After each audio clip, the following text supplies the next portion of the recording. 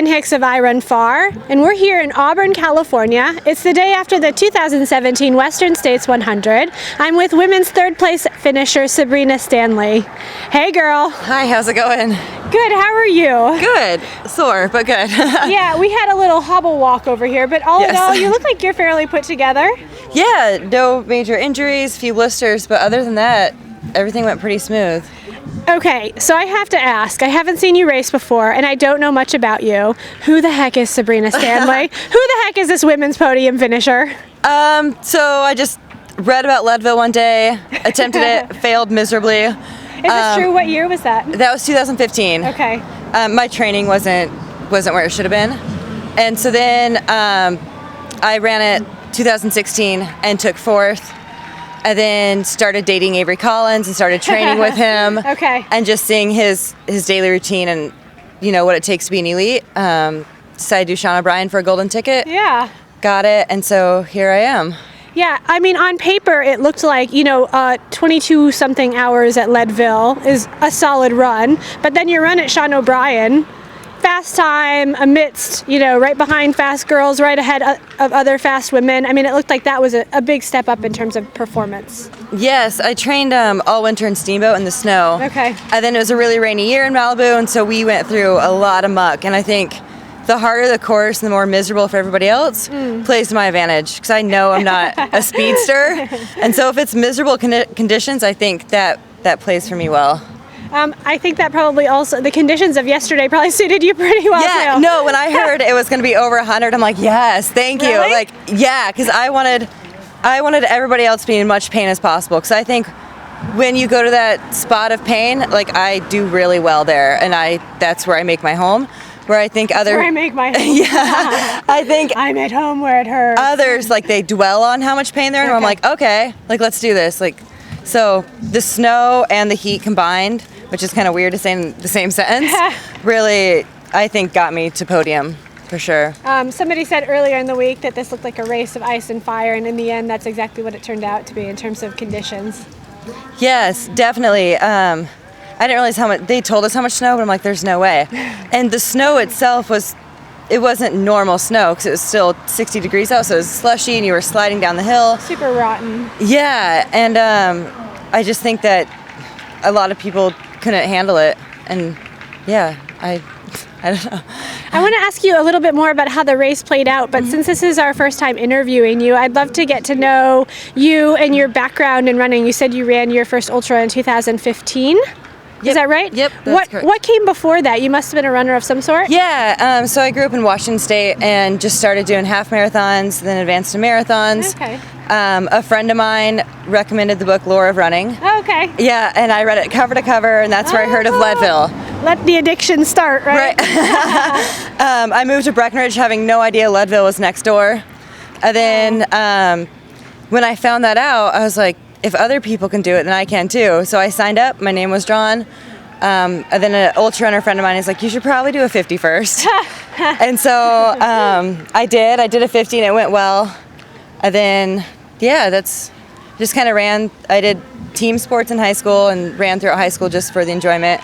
My fast pitch coach used to joke that I ran more than the track team. Okay. So after practice, I'd go run the track just because I enjoyed running. Okay. Yeah. Wow. And so maybe slightly fitting slide into ultra running. Yeah, I think I moved to Breckenridge not having any idea what trail running was. And when you live there, you kind of just if you run at all, you get soaked into the trail scene. And that's where it all began. And then it just became an addiction to the point where, my partner, where I live, what I do for work, everything is revolved around, does it work with my training schedule? I'm sorry, I can't come to work today. I have to do my run first. It's my long run day. Okay, so let's talk about how the race went out. Yeah. I think early on you were fairly far back in the women's field, taking it easy, or? Yeah, so I would like to think I'm a strong uphill runner, so I didn't really I didn't push it, but I didn't hold back going up the escarpment. I think I could be wrong, but I feel like the first aid with Duncan Canyon, I think I was in 11th. Yep.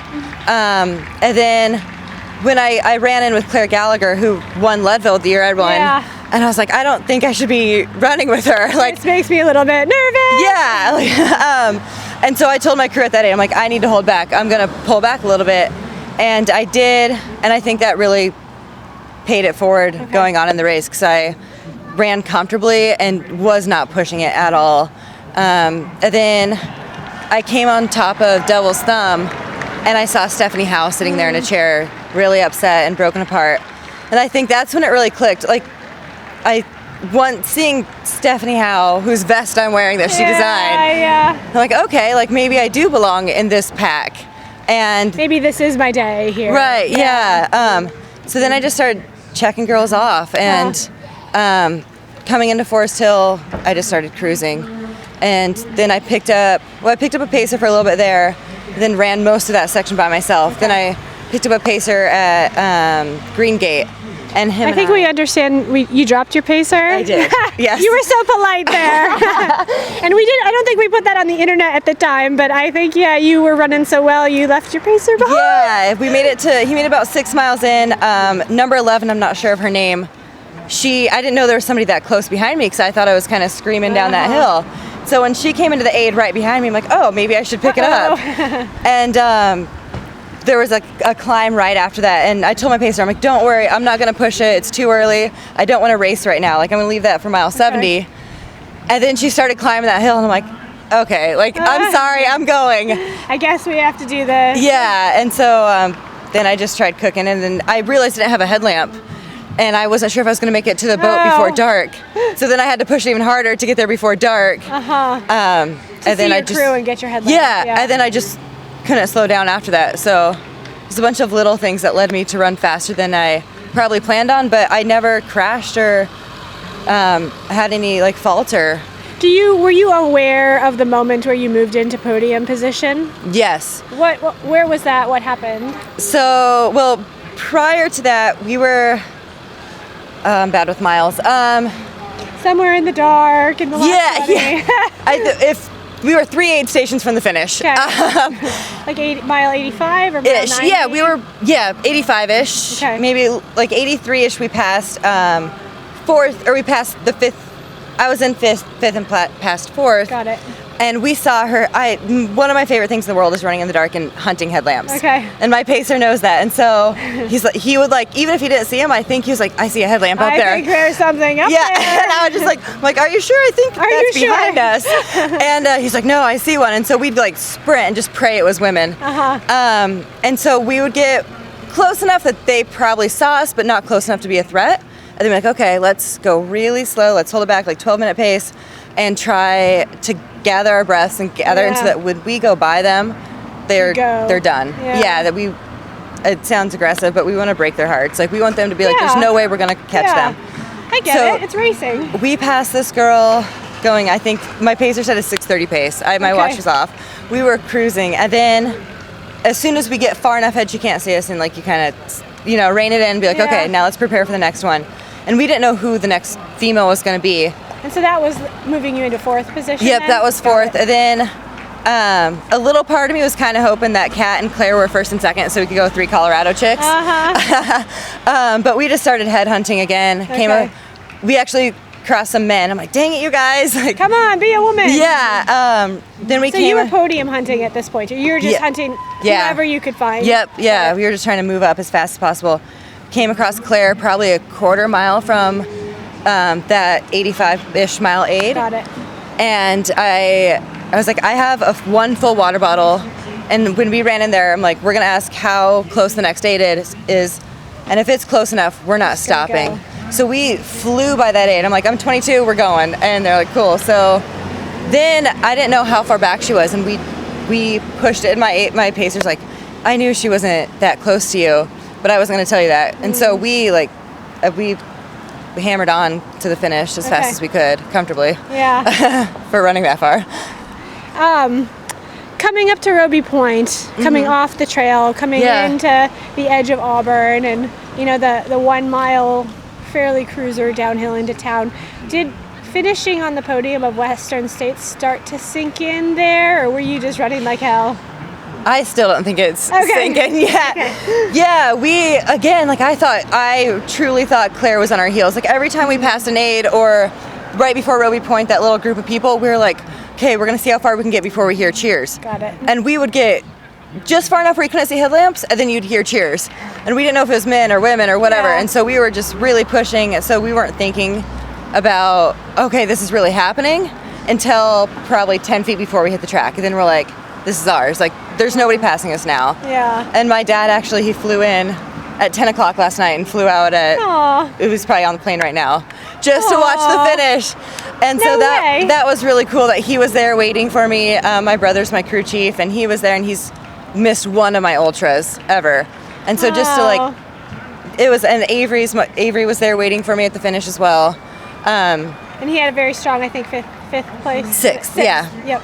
Yeah, he did awesome as well. We were both like, okay, top 10, let's do this. Yeah. I kind of dream of top 5, but top podium, I'm not gonna lie, it didn't cross my mind, but it wasn't like I dwelled on it. Yeah. Or I like training, I wasn't like The thinking of it. Super A goal. Right, Yeah. yeah. Podium at Western States, like kind of a game changer in terms of an athletic career. I know we're just a couple hours after you finishing. What's in your future racing plans? What's going through your mind in terms of what's out there in the sky?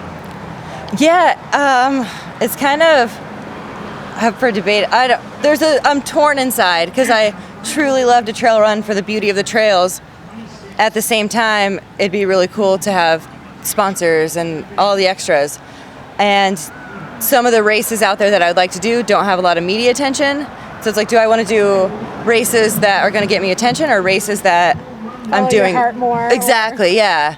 And I guess those can always come later too, but like it's the next day, so I haven't fully considered what's coming next. I think Avery and I, our next few races, I think we all have planned out together. I think our next possibly Run Rabbit I would like to do. He might not, but I think we're both going to try to get into Hurt this year. Cool. As of now, that's the plan. Yeah. Things could change, but So put yourself in the lottery for Hurt 100 Yep. 2018. Mm-hmm. Right on. yeah. Well, congratulations to you. Thank you. Man, it was fun to watch. Fun to watch you run strong, especially in the last quarter of the race. Thank you. Heck of a run. Awesome. Thank you so much.